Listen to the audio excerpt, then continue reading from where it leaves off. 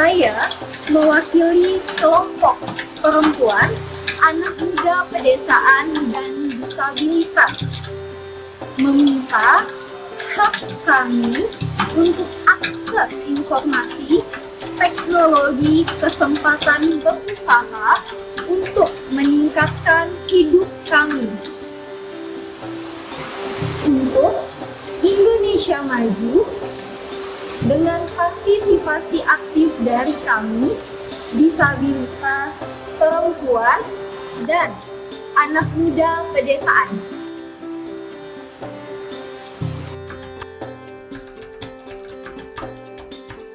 No one left behind itu menjadi salah satu unsur yang dimana salah satunya yang disasar adalah bagaimana mempersiapkan sumber daya manusia melalui semua unsur yang ada, baik kaum normal maupun kaum yang disabilitas.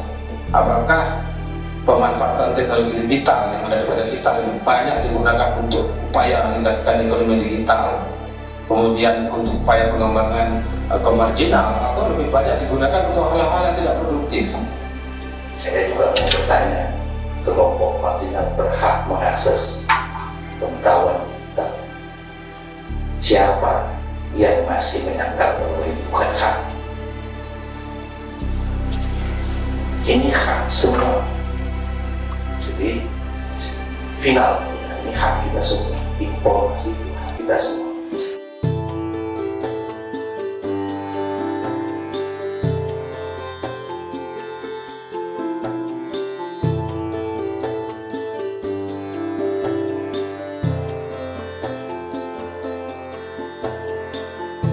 Jadi program perluasan kesempatan ekonomi melalui penguasaan teknologi informasi dan komunikasi itu tidak hanya di Pontianak, tetapi juga di beberapa kabupaten yang lain seperti Sambas, Mempawah, Kuburaya, Pontianak.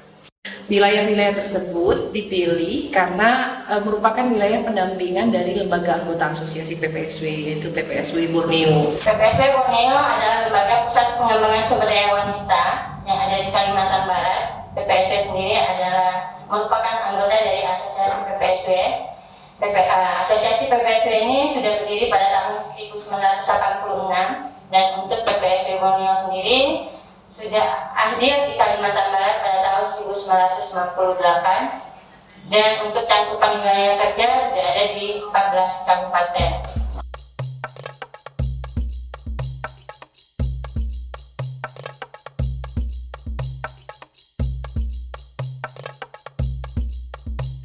Nah, cara bekerjanya adalah dari asosiasi PPSW merekrut mentor-mentor yang berasal dari perwakilan tiap kabupaten tersebut. Nah, mentor-mentor itu dipilih dari ada kader, kemudian juga memang ada staf dari PPSW Borneo yang memilih lagi, yang mencari lagi para relawan atau volunteer di desa masing-masing kabupaten.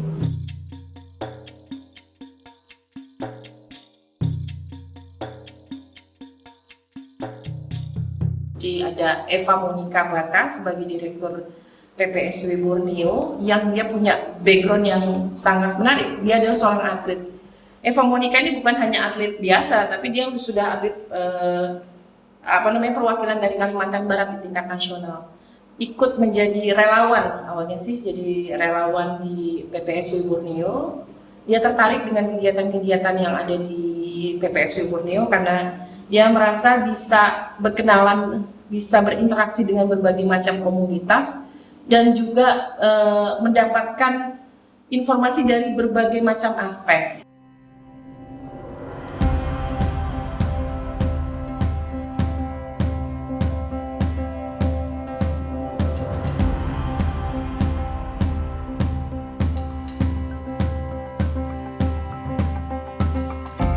Nah, waktu ngajarin teman-teman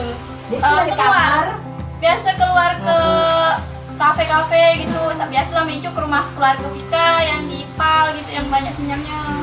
Jadi kami berdua terus sama Icu, belajar ya tuh payah, waktu masih pandemi kemarin kan, di kamar, terus anak maktab di kamar ya ada sinyal tuh.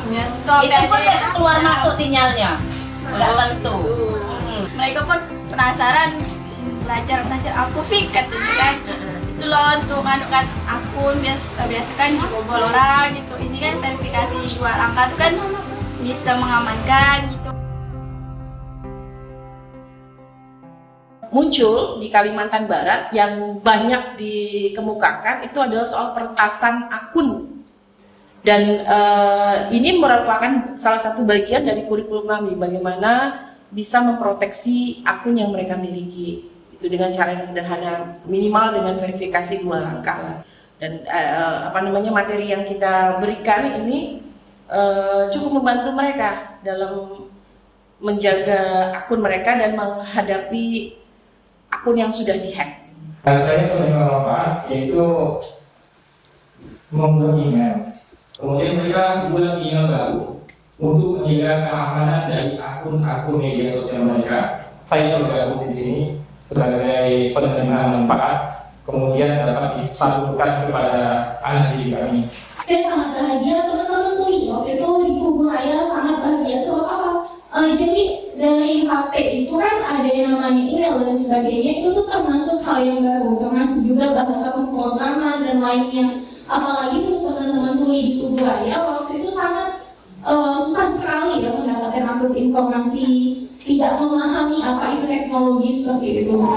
Dan juga dikenalkan bagaimana konsep bisnis online serta bagaimana mereka memfungsikan media sosialnya untuk promosi.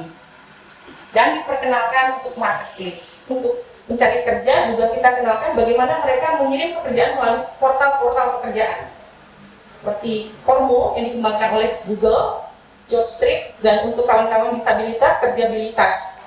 Mungkin untuk diskusi ini saya memahami masalah untuk disabilitas itu banyak. Ada masalah pekerjaan, pendidikan aja sebenarnya masih kurang. Memahami bahwa disabilitas itu bukan aib. Kami itu bisa kok berkembang. Mungkin cara berkembangnya aja beda. Mungkin kalau anak biasa belajar untuk berkembangnya menggunakan oral dan lain sebagainya. Tapi kami berkembangnya menggunakan bahasa isyarat. Jadi pertemuan multi stakeholder di Kalimantan Barat ini uniknya kemarin juga hadir juru bahasa isyarat gitu.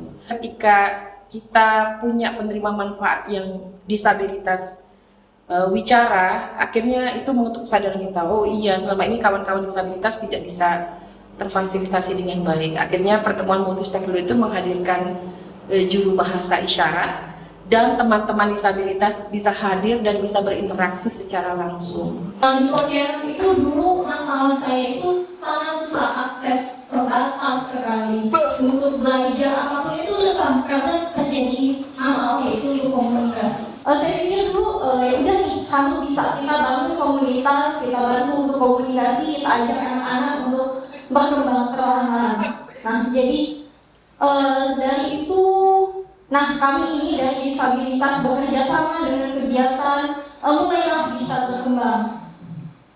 Di Kalimantan Barat kita menemukan hal yang sangat menarik.